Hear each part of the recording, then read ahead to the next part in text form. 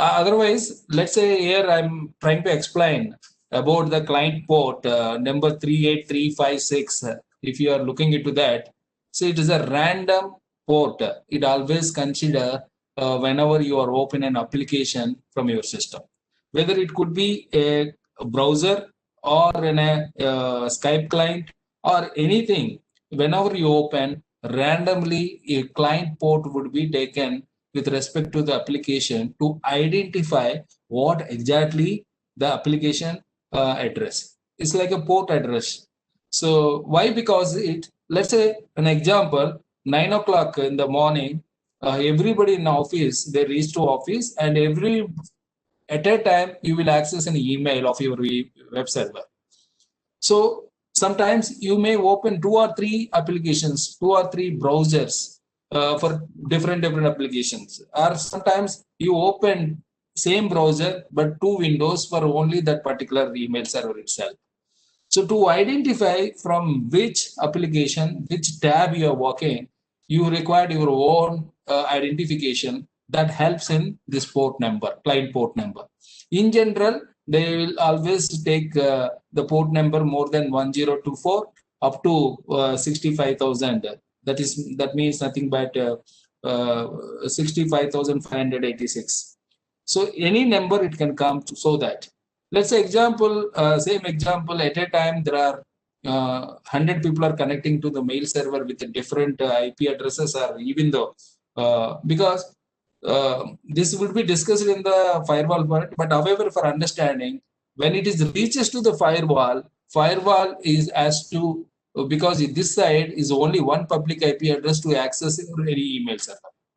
If like 100 people are accessing Hotmail server, this firewall is the only one IP address is visible to this Hotmail server, where it can interact with the respective client to 1 to client 100.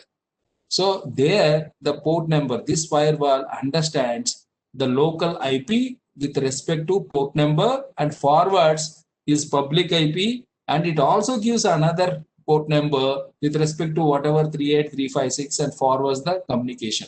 Otherwise, you need different public IP addresses for everybody. So 100 public IP addresses are required for a connecting one server from one organization.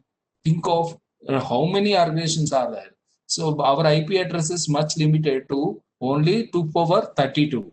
So maximum we are having only 2 power 32. It is very limited public IP addresses where only few people can connect internet. That's why they introduced this private address and IP address at IP level, and even the NAT addressing to further, so that your client IP address would be connected to your public IP address and access and come back. So same one public IP addresses for hosting 100 client IP addresses. This is the port number will help. And at firewall, NAT and PAT. NAT is nothing but network address translation. PAT is port address translation. So that is where firewall managing. More we will discuss on firewall. But however, when you discussing about this particular connectivity, Mr. Nandiswar explained. So whenever that message is passing to gateway, that would pass to this particular switch.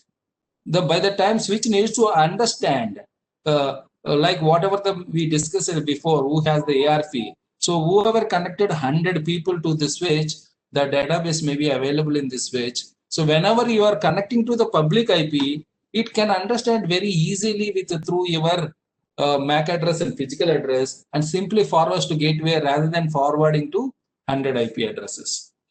So if let's say if switch doesn't know about addressing system, that is whatever the physical addressing system, what happens when you send this message, because switch doesn't know about this addresses of about all either gateway address or any computer which is connected to this switch. If it doesn't understand, then what exactly does? It forwards whatever the message you sent, all 100 systems, and also further to this gateway.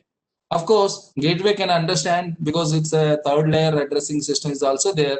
and it forwards. But what happens if it is 100 members are sending such kind of messages, and this switch doesn't know addressing and where to forward it, it forwards all 100 into 100 is 100 into 100 and 100 as many as messages. So there is a lot of network congestion happens. So the first property of switch is always understanding about physical addressing of the connected devices. So, and even the any system when you start part of the network, so it automatically checks about who are connected peer-to-peer devices and share this MAC addresses. So that way ARP is very much useful. And even the not only we people will say generally ARP between these two computers itself and two peer-to-peer devices itself. So and within LAN only works. But whenever you come to this place, this boundary router, so this is we all feel that this router is our router only. Am I right? So, but actually this router supports to connect internet, and this router maybe you are connected to any ISP. ISP is having as many as routers from ISP side. So all these routers also talk to each other and know to each other about their MAC address, so that you can make the addressing and forwarding the packets as much as speed. So that is where this ARP is very important.